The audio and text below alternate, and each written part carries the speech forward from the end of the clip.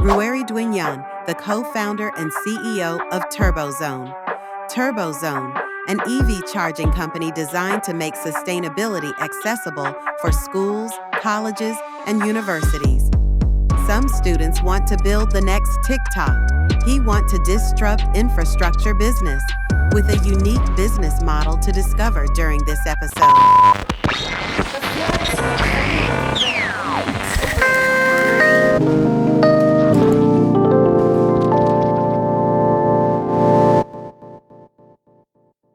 Hello, everyone, and welcome to this new episode of Ecosystemic. With me today, a man who's willing to change the EV charging ecosystem in the UK. Welcome, Rory. How are you doing? Yeah, no, I'm good, thanks. Thank you, Ralph. Thanks for having me on. I'm really excited about the podcast today. It's just going to be great to delve into the topics, like talk a bit about myself and TurboZone. But yeah, no, it'd be great. Cool. Before we dive in, can you tell the audience a little bit about yourself and your journey? Because you are the founder of TurboZone indeed, but you had a rich life for a young man before. So myself. So I'm actually from based out in Hampshire in the UK. So that's where I've grown up, and I'm the eldest of five children. So two younger brothers, two younger sisters, so I went to school in around Southampton, grew up there, just had a great sort of base and sort of like family and friends around me. So lots of learning, and something that I've always enjoyed as a child was being in nature. And that's in some cases where my passion for sustainability, I think, comes back from. But yeah, so essentially that's a bit around my kind of early phase. Went through some years of my teenagers getting myself into a little bit of trouble, doing things I shouldn't necessarily have been doing. But now I'm sort of was then working in the carbon market, so very passionate about climate finance, and that sort of led me through that on my journey to work in the carbon markets, working for an industry leader called Carbon Trade Exchange. Lots of great stuff in the climate finance and funding projects globally, which is, I'm sure we'll get into a bit more detail on it. But that kind of led me to going to the University of Exeter, studying business and environment, where I founded TurboZone, which is an EV charging solutions provider for the education sector. And that's where I am now. So just completed my second year of uni. The company's been running for a year now. So it's been going nicely, and just things are all go, but it's all going well at the moment. Just for our audience, I saw that Rory and TurboZone are hiring an intern on LinkedIn today. So if you are looking for a nice internship in the UK, apply. This guy is cool.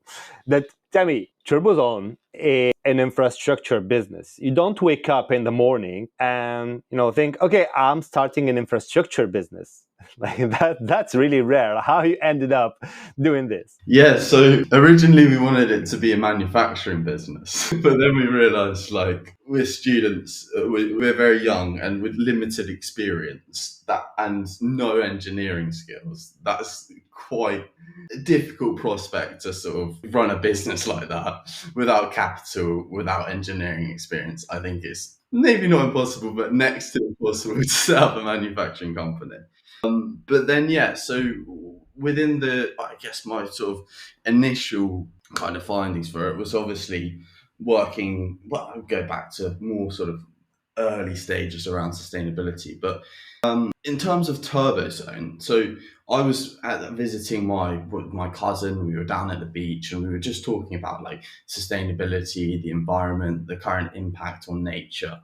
And what we really felt was, as we were at the beach, seeing a lot of electric vehicles, seeing new electric vehicle chargers, is that we're here down at the beach. There's this great location, but then there's also all this like impact and sort of the interactions and waste and all of these other aspects that are leading to pollution. So the where most of the pollution comes from as well is from here in the UK, or more from the sort of northern hemisphere versus the sort of global south. So whereas I previously worked in the carbon markets, kind of supporting global south projects in renewable energy or afforestation, what I really felt is to come back to home where the problem is. And you see here, we're down at the beach and we see this is a problem that's going on around us. And what is it? So 20% of global emissions comes from transport.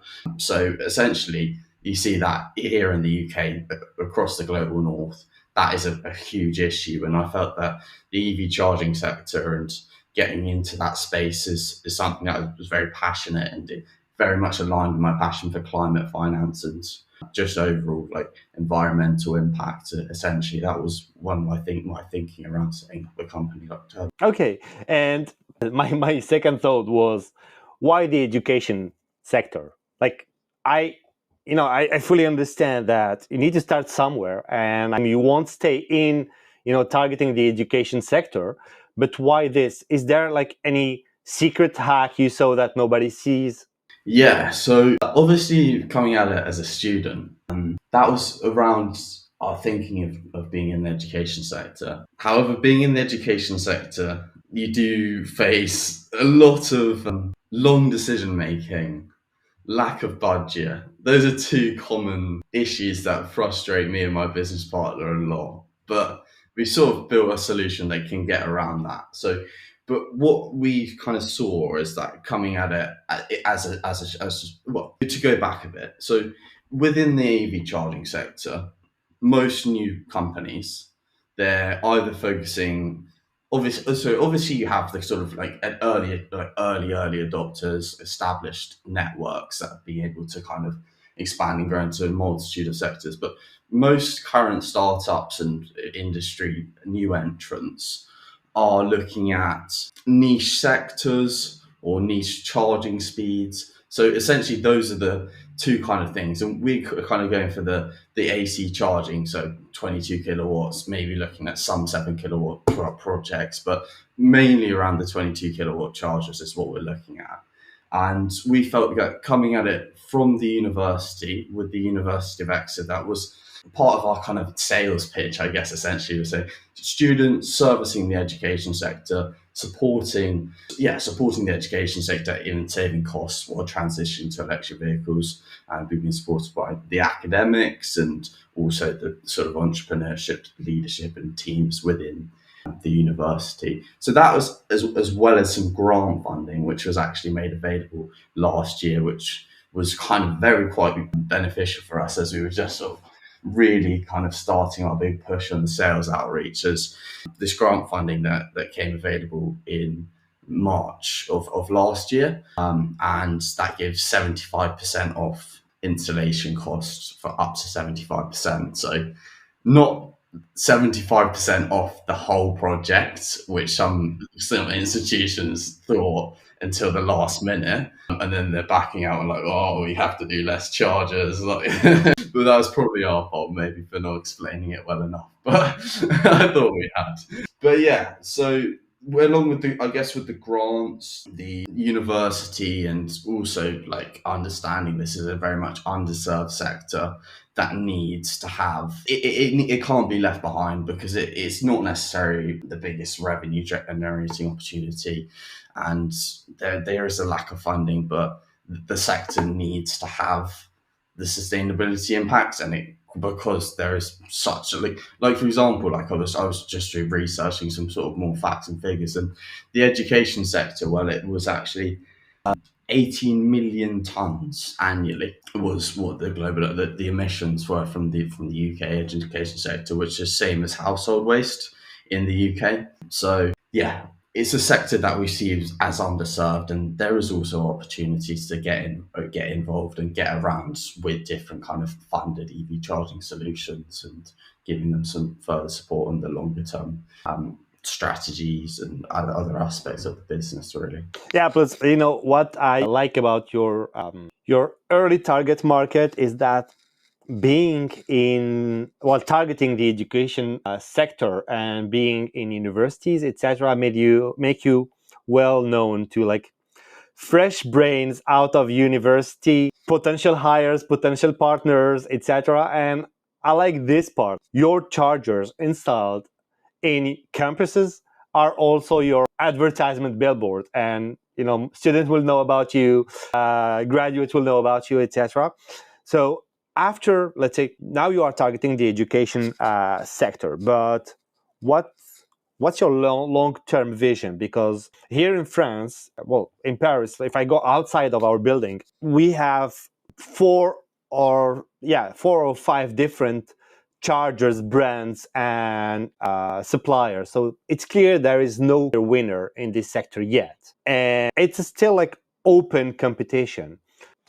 Your ambition is to dominate and not to be the X in some years. So, what's your grand vision and what's your plan?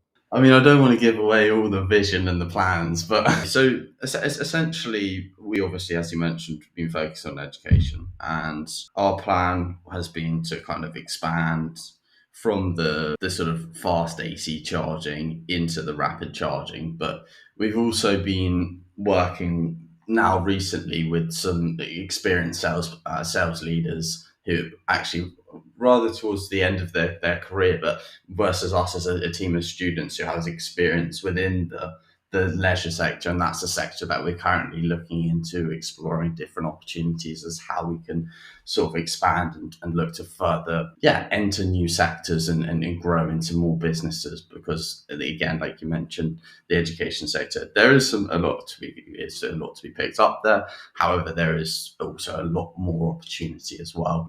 I don't want to get too far ahead of ourselves, right?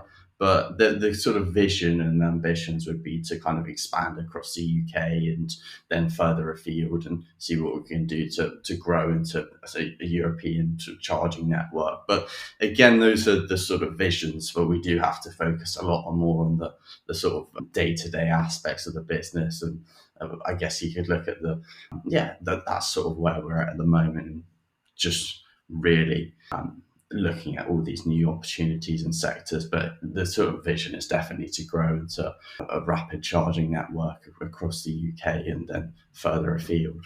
We have two things in common. I started actually two businesses when I was a student, and I did, my master, my bachelor and master internship at my own companies. And at that time, I had a deal with my teacher. I told him, look, I will be my own employer for this internship, and I will share with you my revenue balance sheet, etc. If it's positive, you validate my internship. If I go broke, you can consider that I failed. It was a music label, actually. And at that time, I had no idea how to be a music producer. And so I bought a book with my friend, my co-founder, and we started to study, okay, what's this music business? Is it hard today? Because I'm talking about mine, but mine was 20 years ago, so it was like stone age of startups. But is it hard for a student today to run a business in energy, sustainability, and clean tech? My second question depends on, is it hard for you or not? But if you knew the outcome, would you do it again? Yeah, I think definitely. I would say to answer that question first, and I would say definitely. Although running a climate tech company, especially within this sector, right, it is incredibly competitive and difficult and painful. But yeah, no, it's amazing. I love it so much, and it's the passion. So like having that sort of passion and being young as well, I think that makes it all a lot easier, and just being able to know that you love what you're doing and the impact and all of those kind of things. But yeah, I mean, in terms of that, I would say that is it's around my passion. But there was actually an earlier question that I might have just missed. The earlier question was, what's the level of difficulty for you as a student to start a new business and run it in this sector, in clean tech, in infrastructure, in hardware? Yeah, so I think because of being a student, actually, it gives you a lot of benefits, really.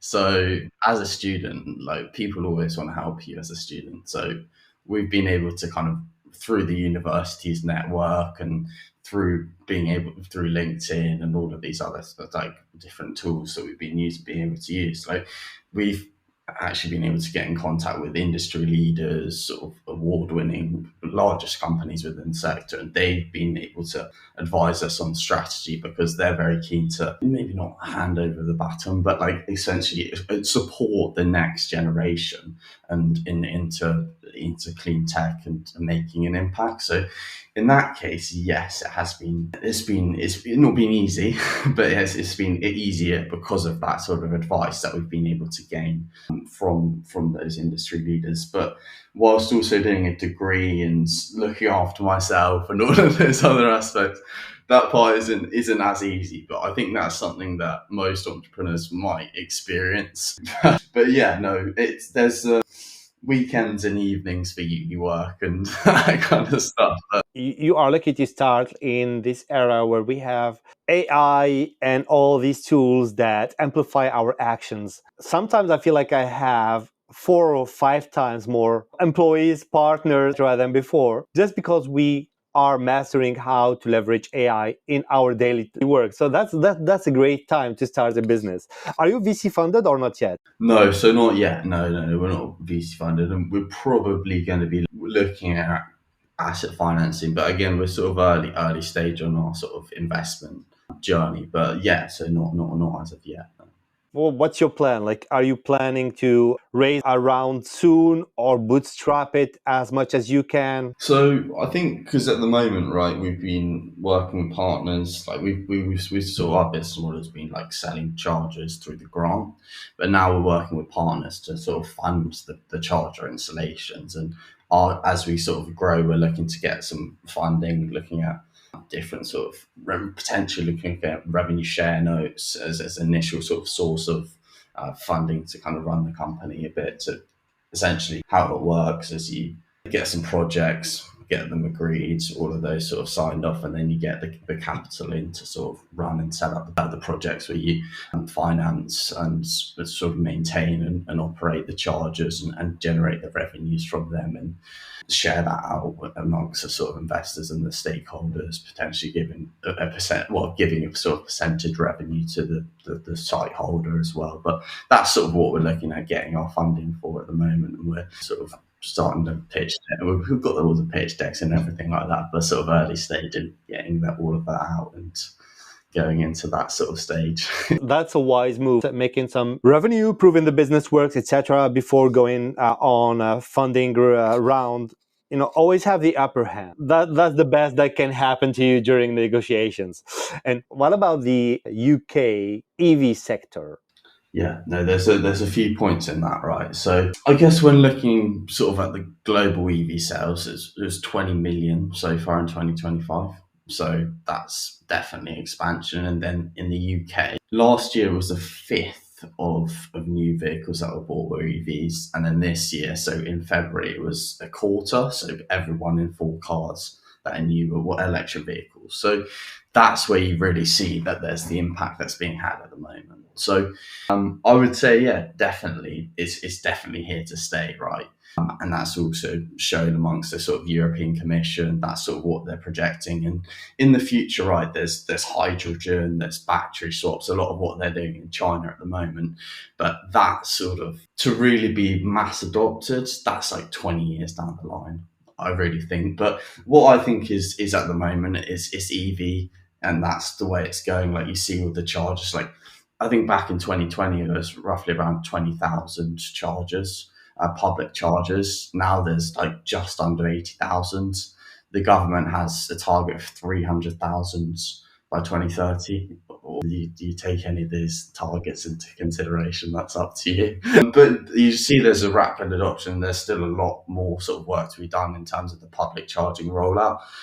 But yeah, just I would say for sure, like, that the EVs are here to stay, right? There's, as you can see, 1 in 4 new cars bought in 2025 were electric vehicles. That says there is obviously, it doesn't just have to be EVs. Like in the say like 10, 20 years time when the hydrogen technology has developed, but it's not really today's topic of conversation, but they need to sort out the energy storage, all of that aspect. For me, what's preventing like a faster adoption of EVs are like A, charger, B, price. Being in the energy sector. I know how much the batteries cost to make. And when I see how much the EV car is sold compared to the diesel car, this gap was not explained, because at the end, like, an EV car is a big battery with a motor and four wheels, way less complex than a diesel car. These two barriers are being lowered by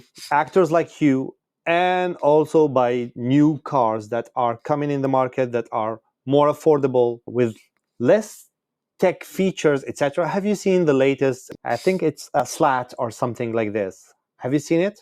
I mean, off the top of the head, I'm not 100% sure the brand you're talking about, but like, just I guess just keep explaining a bit more about it, and I might. Their approach, I think, like, it's very interesting, because they removed many like tech gadgets, and they brought the pricing lower than equivalent diesel truck.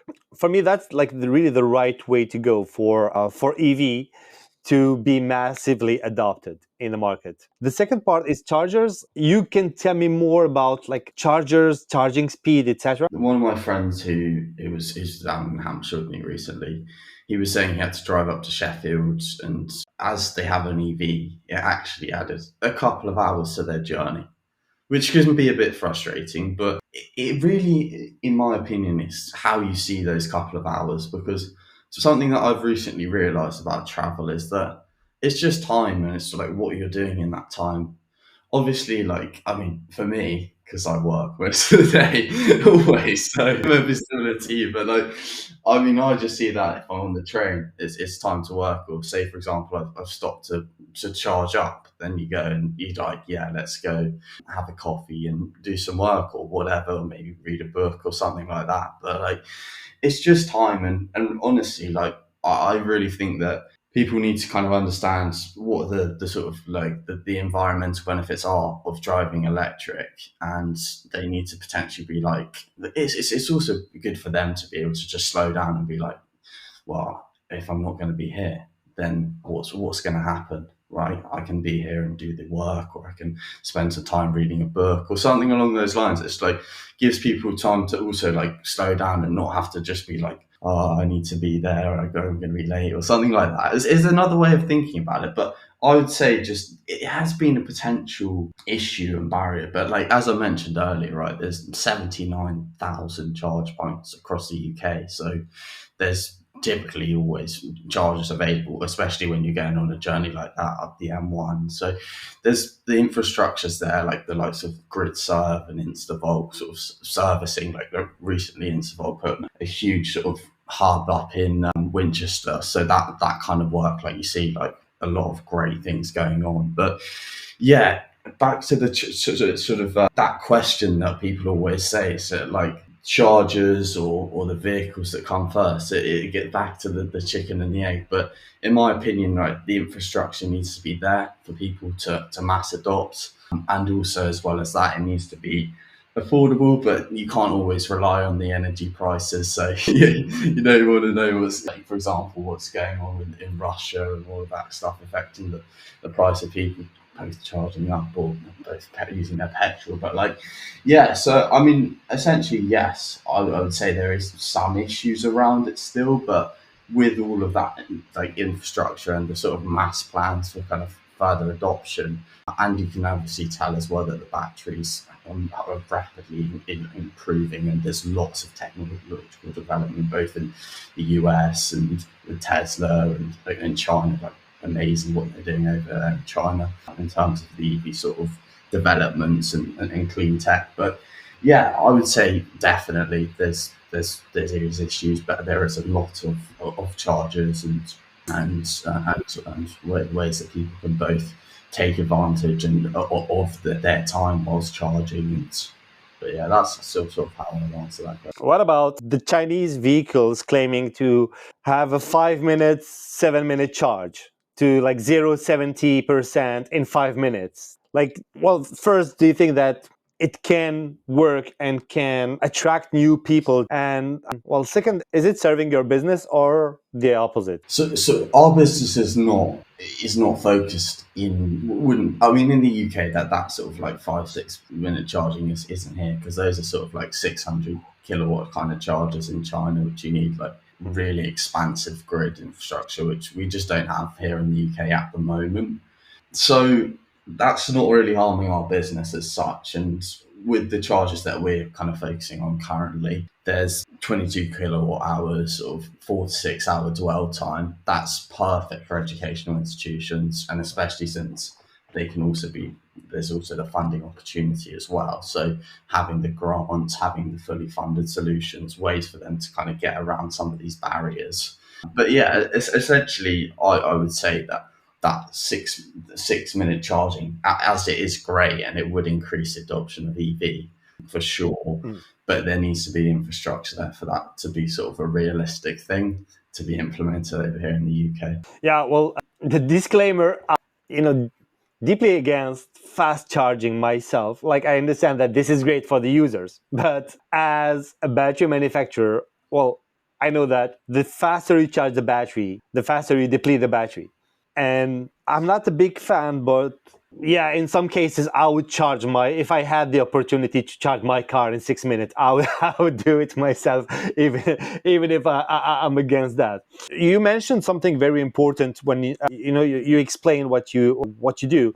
You provide a fully funded infrastructure to the campus or to your client. But who's your client? Is it the campus, the users, the car owners, or the funder of the project? It's time for a little self-promotion and introducing our new product. So, this show was brought to you by Zero, the last portable battery you will ever need. Zero is not only sustainable and repairable with no tools, it's also modular to fit your needs and your way of consuming energy. With Zero, you can add a flashlight, a tripod, more outputs, you name it. We have 20 plus add-ons and 20 plus color combinations. You can have it in all white, wood, glow and dark, or any other color to fit your personality and what you would like to have as a battery. Zero is not only a portable battery, it's a movement. By supporting Zero, you support your right for a more sustainable and responsible tech with repairable designs and products that are built to last, as they are meant to be. To support us and get yours, you can go on nomorezero.com or go.nomorezero.com if you want to know more about the product. Don't forget, go.nomorezero.com. Yeah, so our customer is an educational institution. So, for example, a school, college, or a university. The grants are available for nurseries, but we haven't really gone into that as much. So, say we'd be speaking, like, for example, with estates, facilities, business management within the university, and we could say, we'll fund this project for you guys. Typically, within the education sector, it can be paying for the timelines, but when there's no cost, and when they're like, there's no operational cost, they're like, surely not. They're like, oh, is this some kind of like scary solar PPA agreement we're going into? But no, so with this sort of zero cost, right, that is essentially speeds up the process greatly. But with education sector institutions, who is the target market dealing with those specific like energy teams or facilities teams, yeah, they're our main customer. That's very interesting. Like my previous episode, we had a gentleman named Priyanshu, and he was like in the lakes and water bodies restoration business, but with a quite similar business model, because he got grants, go to cities and offer them the service that is fully funded by these grants to regenerate the water, the lake or the pond. And still, he faced many difficulties to get into the market, simply because the timeline for a decision making for a startup is very different from any other institution, and especially when it's a public institution. You can switch your business model in 1 hour meeting, and they would need like a 6 months project to decide if the logo would be dark blue or light blue. We are in like two different universes. So I lived this myself. Is it the same for you? Like, even if you go to your potential client with a fully funded project, etc., it's still like hard to get into and get the project signed up and running, or is it really different when it comes to EV and EV charging? Yeah, with the fully funded, it's always makes it easier, but it can be difficult to get it. I would say because we're coming from the university and we've actually been able to build that base in the sector, that it does make it a lot easier for getting into them, like this word of mouth, like using like tools like Apollo.io. And I hope not too many of my customers will hear that. But yeah, using tools like Apollo.io, that is, especially as a startup, like has been greatly like beneficial to us, right? Yeah, just saves so much time when you're trying to wear all of these different hats doing the sales, especially when we're working with a team of students and we don't have a load of experienced salespeople, and it's quite complex selling, right? But I guess less complex when you're trying to find projects. It's more of a kind of operational analysis, just understanding the footfall of a project. So essentially, yes, there is quite a lot of steps and aspects of it that you have to go through. But yeah, with the grants, even now, I think even more recently, right, the educational institutions, even with the grant, they just don't have the funding. Even with a lot of the grant projects, a lot of them just don't have the funding. And previously the grant was like extended. It was just for 1 year, and now they sort of seen it's been extended. So that kind of takes away even more urgency to kind of apply for the grant funding. Like there is some projects, right, that we're doing in terms of grant funding, especially for projects for say institutions that don't have like access to the public, right? So they can't sort of open the charges up to the public, so they wouldn't be suitable for a fully funded. But with that grant, like they can install like 2-4 sockets like under 10 grand, and that's like they can get that signed off very easily. So that's the kind of projects as well with the grants. But the fully funded stuff is very attractive if they can open it up to the public. Yeah, so like what I've learned is that even when you come to your customer with like a fully funded project, you still need to know how to navigate. And I think like you being like an insider helps you to get your first clients and use them as a use case to validate the upcoming ones. That's very clever. And now let's talk about the technical side. You mentioned that you are not an engineer yourself. What's your education background? So done my like GCSEs, A levels, and then doing my undergraduate degree at the moment. And in terms of my sort of business background, I did a year in sales. I'm lucky to say my dad's quite an experienced salesman, so I have also been able to pick some stuff up from him. I did a year of sales in the carpet markets. That's a great experience, and that's sort of in my background, but not such electrical engineering. But we learn, and I'm just trying to just sort of pick up as much as I can when I'm going down site to site surveys, going to installations, sort of seeing if I can get involved, even sort of carrying out the projects myself. But no, I mean, I'm not by any means an electrician, but I learn and I understand about it a bit better and understand the grid and the balancing, a lot of different aspects of it. But I'm not the most technical, like initially. However, I have been able to develop those skills. And what would be the most unexpected thing you learned when you entered this market and this industry? Is there like one single thing or one single reality that changed your vision once you get into it, once you became like, yeah, a specialist? I mean, one single thing that changed our kind of vision. I mean, I think really understanding what the education sector needs, and that is what our niche is, right? That's something that allowed us to kind of refine our offering, understanding that a lot of the work that they do is around like sustainability impact. Also, they want to benefit staff and those kind of parts of it. But that allowed us to sort of really understand the sector, understand what their kind of safeguarding barriers are and those kind of aspects of it. But yeah, in terms of the sort of the expertise around the sector, that's what I would say for that. But just in terms of like learnings and stuff like that, I think like there's a lot of people within the sector that we've had like great experiences where they've supported us so much. However, like in some cases we've dealt with some partners and stuff who maybe have sort of seen us as a younger sort of startup, maybe not taking us as seriously, and we haven't been able to kind of do much, a lot about it in some cases. But how I see that is like, there's always going to be like sharks in business, and as you kind of grow and you learn more, like you realize that who the good people are and how to sort of play and manage those situations, and not to try to give too much away, but you can also like trust certain people and you get a better understanding of that as well. Yeah. And is there anything like that you see but other actors in your industry don't? Anything that I see when you say that, just around the sort of educational settings, is that what you're sort of hinting at? Maybe. Well, depending on if there is like a part of your strategy you are keeping hidden from me. So maybe you have something like secret and you are seeing something that other don't.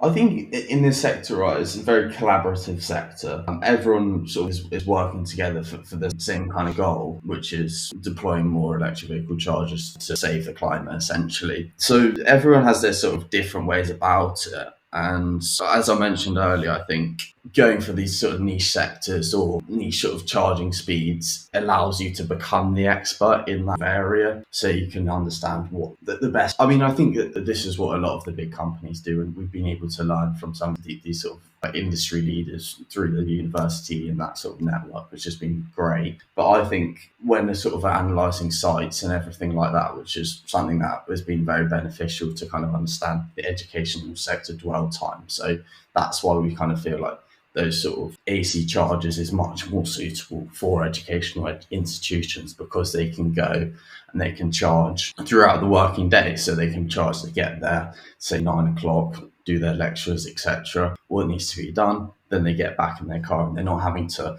use a rapid charger and get off the charger in half an hour or an hour. We're worrying about getting fees between lessons and all of this kind of stuff. So I think, yeah, just kind of seeing the specific dwell times of the sector, essentially how that sort of matches with the typical use case of those chargers, has been something that's been very beneficial in kind of finding sites. Yep. Well, I'll play the devil's advocate here for these two questions. And, when I talk about A, EV, B, chargers, I always face these two criticisms. Like, okay, EVs are polluting anyway because the batteries, blah, blah, blah, because the batteries are using like rare earth and rare earth is polluting, etc.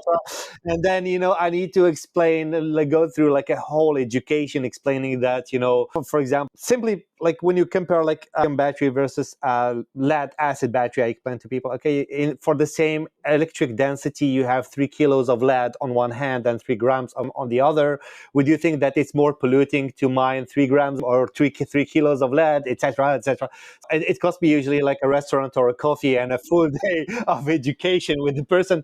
But for EV chargers, I don't have the answer, because the one criticism I have to face is, well, okay, we are using electricity to charge these cars, but the electricity coming from the grid is not carbon zero electricity. It's using, well, best case scenario, it's nuclear power, but still nuclear power is not 100% clean with all these like cooling waters, etc. And I don't have the answer, because when they tell me, oh, your electricity is not clean, so okay, you can charge your car with this electricity and claim that the car is clean, but the beginning of the story, it's not that clean. And then, they got me. I'm stuck and I don't have any answer. And I say, yeah, you're right. But I do believe that it's still the way to go. And we still need to build this infrastructure and still pave the way to a better generation. But would you have like a different view? And if you could help me with,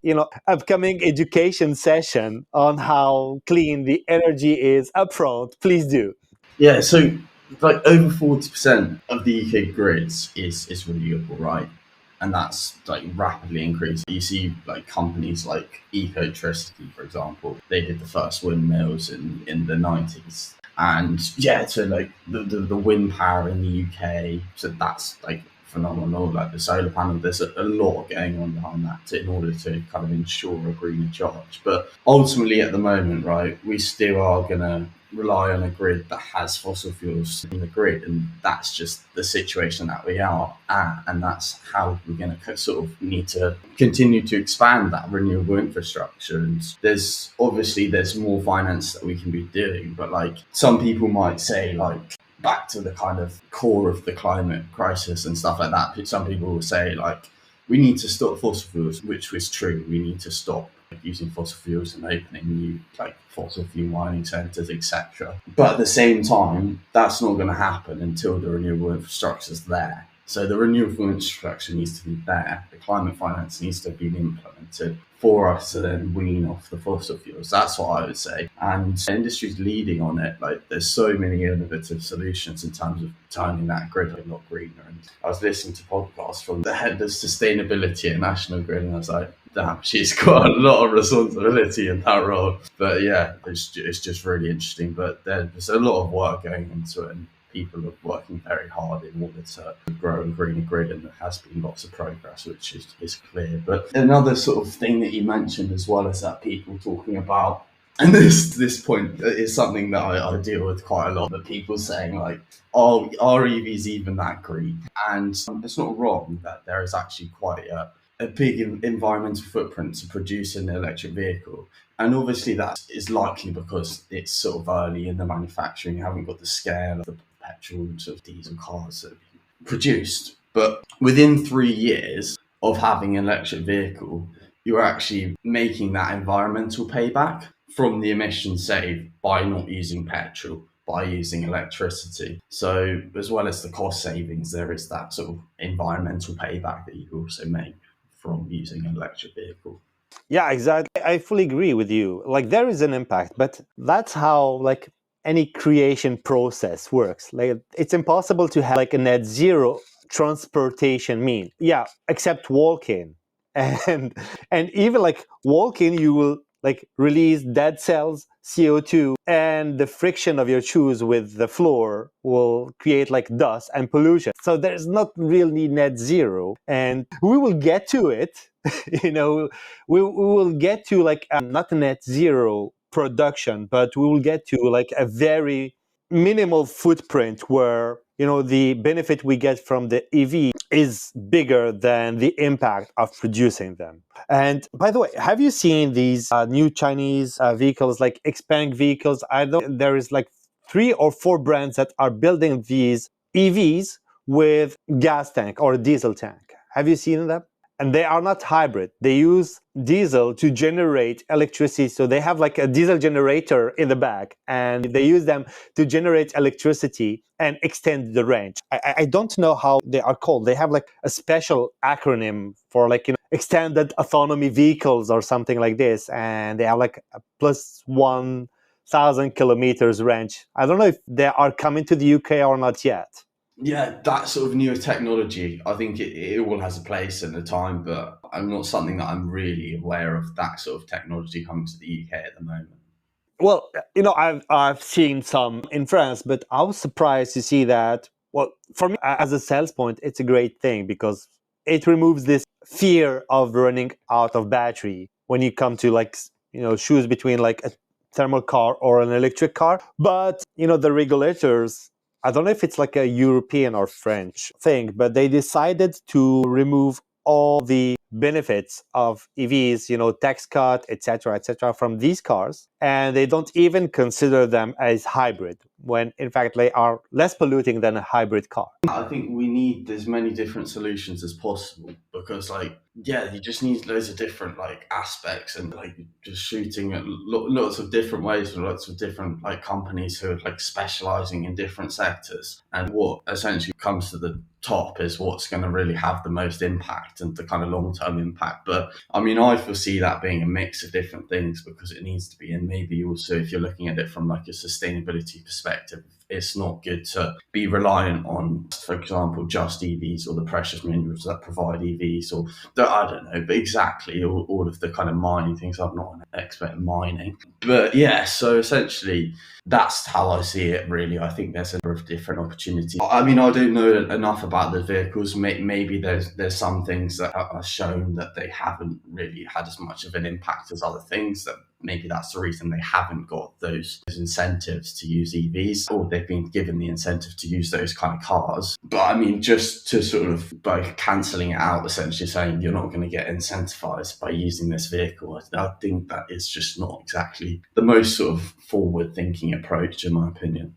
And what about this idea of using EVs as stationary energy storage and supply systems, basically using EVs that are parked as backup batteries?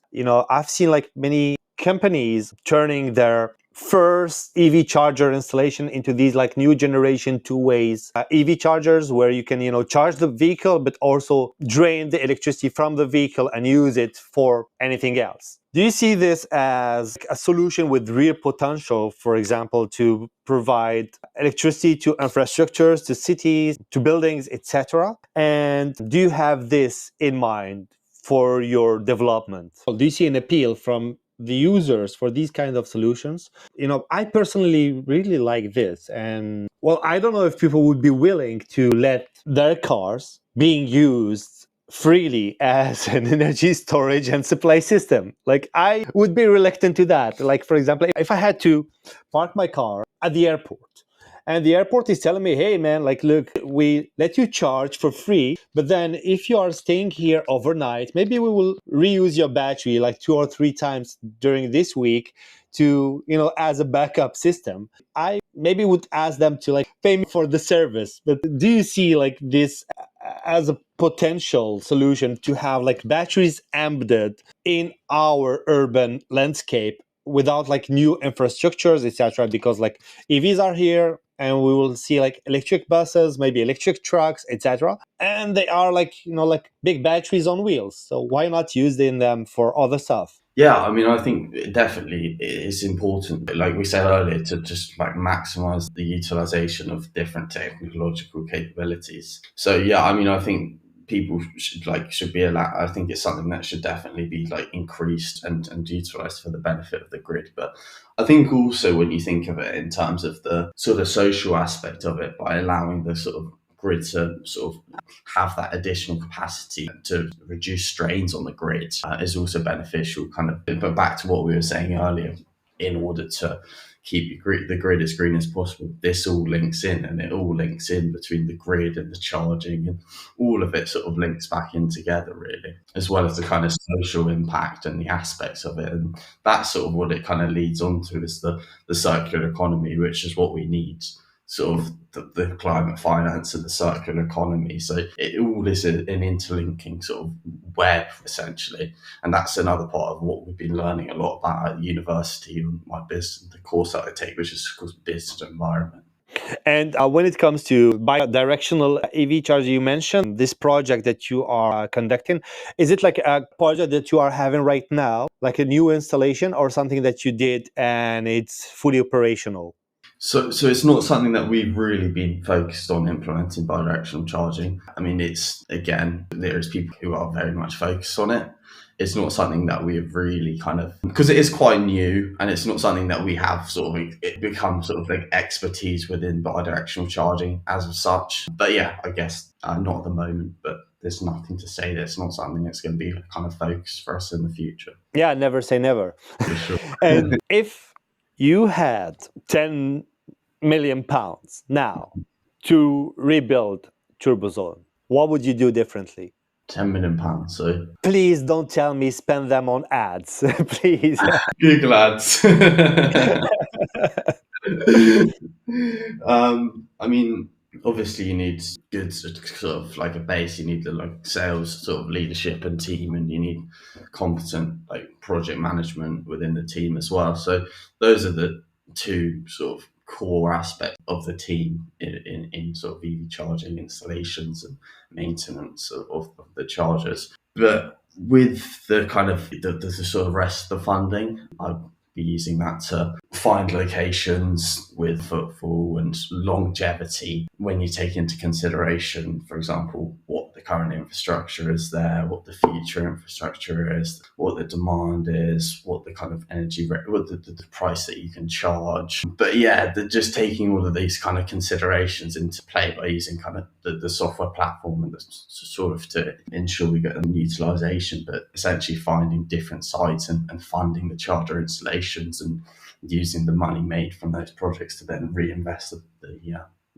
further into maximizing and expanding into more sites. Okay, so very classic. I was afraid when you said with the rest of the funding I will try. And I was It's afraid not a that podcast. I was afraid that you would say like, "Oh, with the rest of the funding, I will try to bribe people to get as much contract as." I think I might need a bit more than 10 million to be bribing the government. Well, what I like about you and your business is that you have profitability in mind from day one. And I think that our sector, like sustainability, clean tech, etc., suffers a lot from this bias of like, okay, social and environmental justice comes first, and like profitability, it's not important. This leads to like companies that are living on public funds only with no real business model, or companies that have this kind of greenwashing business model. Oh, buy my SaaS software, I will plant a tree. So for me, like a business, like a clean tech is a business first and need to be financially viable to be sustainable. Then the sustainability of it and the durability of the product, etc., it's a side effect built in the DNA of the company. And that's what's happening with you. Like you are not here with nice PowerPoints and begging people for money, like saying, hey, I will save the planet, look at my PowerPoint, they are shiny, they are nice. You are on the ground getting new contract, new partners, innovating in this space, because it's very important to see that what you are removing, at least for the fully funded part, you are removing friction between the customer and the manufacturer. Because it's something that we lived in the past in my previous company, when we tried to sell like solar installations for like light industrial or agriculture. There was no funding available, and for people it was like, oh, you want me to replace my diesel generator by your shiny solar installation, but this solar installation costs like 10 or 20 times my diesel generator. Like, give me one reason why I should pay 20 or 30 times more upfront right now for this installation, rather than having this good old diesel generator and pay like my diesel over time, etc. And that's what you are removing in reality. You are removing this friction. And I think that you will have more to cover with this business model than education. Education is a great start, but I see also like supermarkets, for example. I'm always wondering why supermarket parkings are not like, giant EV gas stations with all these available spots, on like Saturday morning, all the spots are full and there's money to make there. Have you thought of like, different sectors, and which sector would you see like as a big, let's say, next step for you? Yeah. So again, we're very much sort of exploring the sectors, right? We've been able to build up the niche within this sector, and we've recently brought on someone, an experienced sales leader who has experience working in the leisure sector, so gyms, hotels, and I know you mentioned previously the student intern role, but I'm sure if people are listening to this, get in contact with me about any sort of student intern roles or business development roles, it'd be great to kind of hear from you. But what we've also brought on recently is a team focused on market research and development. So with our business, we're very much focused on empowering the next generation of change makers, essentially. So working with the sort of student research team, we've been sort of developing into where we can find the best niches to both facilitate the lease agreements that need to be in place with the landowner, and also, so typically, depending on the charges, looking around like for the rapid charges, about 20-year sort of leases. So that's kind of something that needs to be considered in the sector that you're kind of looking to choose. But yeah, essentially that's something that we're really looking at, and I think having the new sort of developments within the team gives us, the leisure sector is very broad. So that's like what hotels. I think there's potentially opportunities within kind of restaurants and stuff like that, potentially looking at some of those sort of sectors as well. But yeah, I think again it comes back to kind of niche sectors and making sure before you, with the traction in the education, it allows you to then bounce onto the next sectors, and sort of how the model of it kind of works in terms of you getting your funding when you're sort of ready to deploy sites initially. That allows you to kind of grow into a new sector and build up a portfolio to inject that capital to sort of continue to expand and grow the business. Yep. Exactly. And how many founders do you have in the team? So founders, it's me and my business partner, Amar. So I'm focused more on the kind of sales side of the business. He's focused more on the operational side of the business. And funnily enough, I could tell you the backstory of how we met. So we met on an economics module, and I was like just talking to him about entrepreneurship and these kind of things. Like initially, he wasn't so keen to get involved in the business. He was like, because I decided I wanted to do manufacturing business, and he was just thinking, I was like, that's never going to work. Which he was right, but it didn't work out in that way as such. But yeah, so essentially we sort of did the economics group project together. We were the only two people that did any work on it. And then I was like telling him, I was like, yeah, this business ideas, we've been supported by the student entrepreneurship team. Also did some stuff with the Prince's Trust, which is great. The Prince's Trust, like amazing. Like obviously at university you get access to the entrepreneurship teams, but if you're not at university, then you get access to like the Prince's Trust, and they give business support to people under the age of 30 to sort of grow and build businesses and like expertise in different sectors. So that's a great thing for any young people that are listening to who are looking at starting a business, whether at university or not at university. There's a lot of opportunities for kind of support. But back to sort of how we met Amar, and then I kind of, he was like, got in contact with me and was like, are you still doing the business? And he's like, oh yeah, do you think maybe I could help you out? And he thought initially, he was like, oh, maybe you might not be interested. But I was like, yeah, definitely. I need more people to help business. And we've just sort of been running the business together. We've been getting students on. But yeah, we're the two founders of the company. So then we set up the company officially, and it was all on from that. Yeah.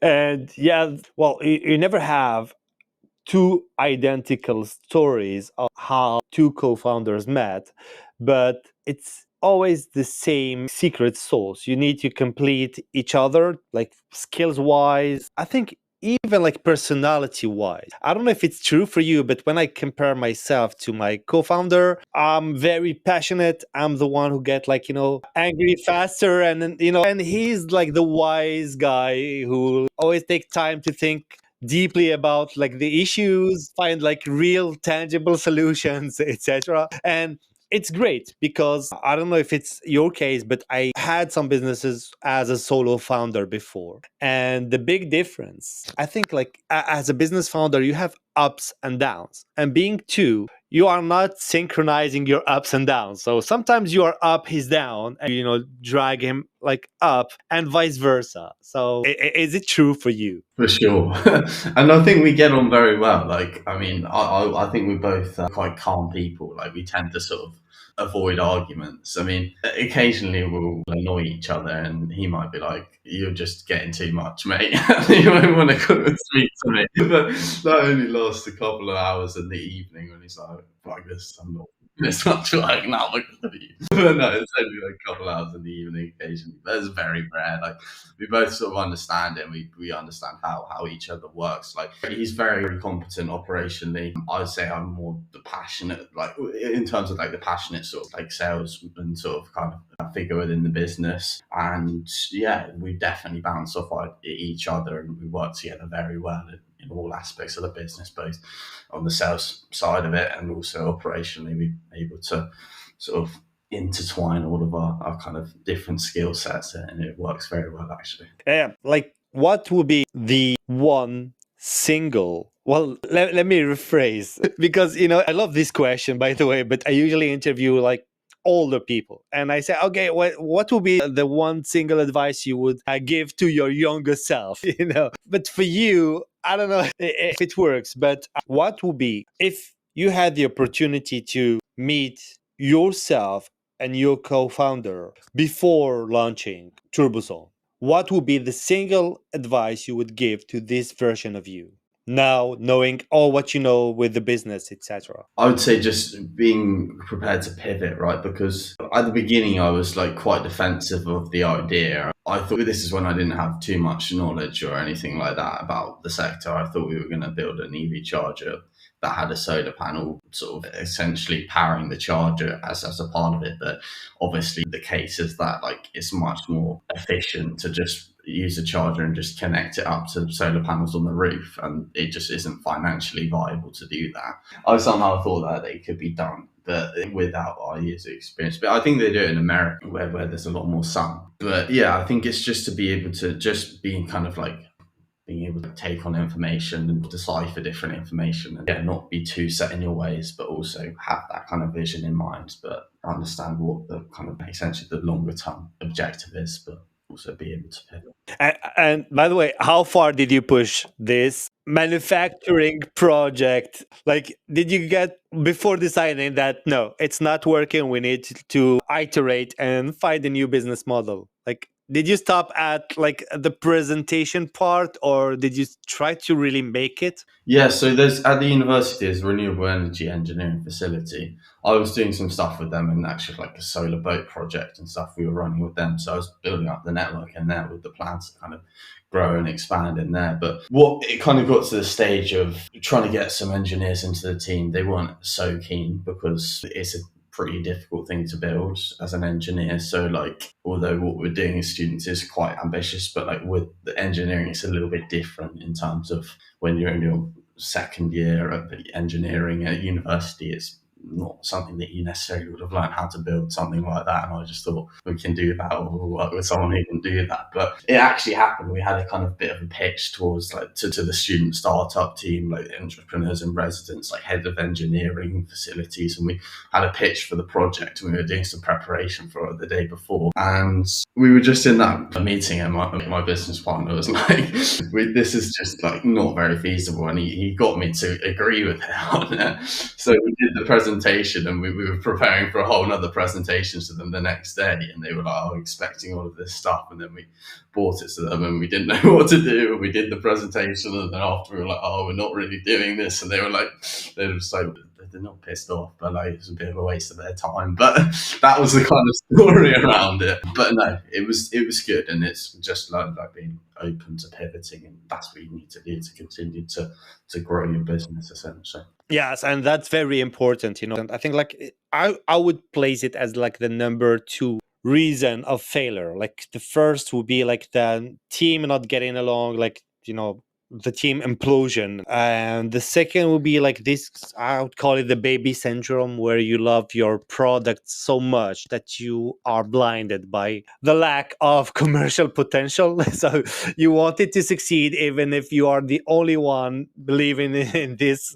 And yeah, being able to pivot and to see where, okay, it's not feasible, not working, or sometimes it's just like the optimal thing for you. And I think like you took a wise decision without having like a technical co-founder that can bring this additional brick to your founding team and build this something new. We've been together for like an hour and 20 minutes, and I didn't ask you beyond like the hiring opportunity that I mentioned at the beginning. What are your current needs? Like, our potential listeners can vary from investors, but also professionals, enthusiasts, etc. How can they help you, or how can they amplify your action and voice? Yeah, so obviously we need people who are going to help us to continue to grow the business. So that business development is a key part of any sort of startup and company, right? But that's something that we kind of need. And I think as a young team, obviously we have some kind of older experience, like young team, we were open to sort of having conversations and seeing how collaborations could work with everyone. But yeah, just sort of maybe getting in contact, seeing if you think there could be some kind of like skills match of how you could potentially work together. And if there's opportunity for you to join the team, then it would be great to sort of bring on people who are the listeners. And in terms of investment, I mean, any sort of like sustainability investors out there who are kind of keen to kind of learn a bit more about what we've been doing and the sort of impact and the team and the future plans that we have, like just be great to kind of hear from you and get in contact and just maybe catch up, have a conversation, or however, on both cases, both the team and bringing more investment into the company. Cool. And where do people can find you? Yeah, so LinkedIn, if you can spell my name, then you can find me. But my LinkedIn, I'm sure you might be able to link it or something after, but it's my name's Ruairi Duignan. My email's, actually, I don't know if I want to give my email away because I get loads. If you're smart enough anyway, you'll be able to find it. Yeah. And plus you mentioned some tools that are very very helpful to get these kind of information. So if people listen carefully, they may now find a way. But your LinkedIn and your website will be pinned to our description for the episode. One final word before we... Yeah, just there's still a lot of work that needs to be done within the climate tech, sort of clean energy, electric vehicle charging spaces. Obviously, I know we've mentioned about the grids and how that sort of transitions, over 40% is just renewable energy and just continually growing. But yeah, there's, like I say, lots of work to be done, but also a lot of great work being done by industry and industry leaders and people who have just been sort of expanding the sort of scope and the awareness of the importance for clean energy and the impact of the transition to electric vehicles. But anyone who's out there thinking of buying an EV, just remember this fact. So last year, 2024, it was 1/5 of new cars bought electric vehicles. Now it was, as in February of 2025, it was 1/4. So 1 in every 4 new vehicles is being bought as an electric vehicle. So hopefully that will give you some more confidence that these people have taken the leap to electric, and then you can sort of make the leap yourself and see what you're doing in terms of you're saving your cost and obviously saving the environment as well by driving electric. Now, if you don't want a Tesla for any reason, now you have plenty of choice of very nice cars that are electric and fully equipped. Look, Ruairi, thanks a lot for being here and answering. I bombarded you with questions for an hour and a half. So thanks a lot. And yeah, will see you again, I think. Yeah, no, for sure. I'm sure we're definitely going to keep in contact, and yeah, look forward to, like I say, keep in touch. And anyone else who's keen to get involved in TurboZone, be a join part of the team to expand our sort of network and operations, it'd be great to get you involved. To also people looking at potentially investing in the company, we're very open to conversations. So yeah, get in contact with me, drop me a LinkedIn, and see if you can find my email using Apollo. That might also be able to help you expand the business for any new sort of startup founders. But yeah, always happy to kind of hear from people. Just be great to get in contact with anyone who's listened to this. Perfect. Thanks a lot, man. Thanks a lot, mate. Yeah, it's been great to catch up. Bye-bye. Bye-bye. That's it for today. I hope that you enjoyed the episode as much as I enjoyed making it. Ecosystemic is available on all major platforms: YouTube, Spotify, SoundCloud, and pretty much everywhere. Please support us by subscribing, sharing with people. We try to bring in the show the best guests, providing unbiased and honest feedback about these issues. Don't forget, if you want to take a step further and support us, support Zero. Go to nomorezero.com and get yours. It's not only a portable battery, it's a movement. And to get more fun, join the community.lepo.tech, where you will meet passionate people just like you, building together from initiatives to open source projects to supporting our actions. And for that, I can't thank you enough. Until the next episode, see you soon. Bye-bye.